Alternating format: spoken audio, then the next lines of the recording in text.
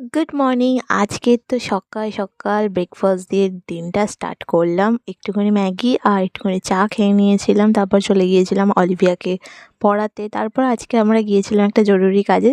কাজটা কম করেছি, একটু ঘোরাফেরাটাই বেশি করেছি। আর আজকে তো সূর্য মামা একটুখানি বেশিই রোদ দিচ্ছিল, যেহেতু আমরা বেরিয়েছি না। এত রোদের মধ্যে বাইরে বেরোলে তো গলা টলা তো সব শুকিয়ে যাবে, আর এই সব দোকানগুলোতে তো আগে চোখ যাবে ম্যাগনেটের মতো টানবে। তারপর তো দুজনে শরবত খেয়ে আরাম করে রাস্তা দিয়ে ফিরছিলাম। আর আমি যতটা না হাঁটছিলাম, আমার বান্ধবী তত বেশি বসার চিন্তা করছিল।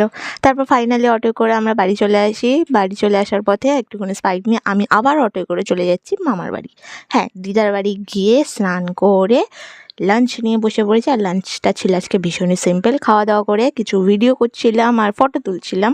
তারপর সন্ধ্যেবেলা হয়ে গিয়েছিল, একটুখানি চা খেয়ে নিয়েছি। তারপর কিছু ফটো ভিডিও এডিট করে ডিনার কমপ্লিট করে নিলাম। আজকে ভিডিওটাই পর্যন্ত, টাটা।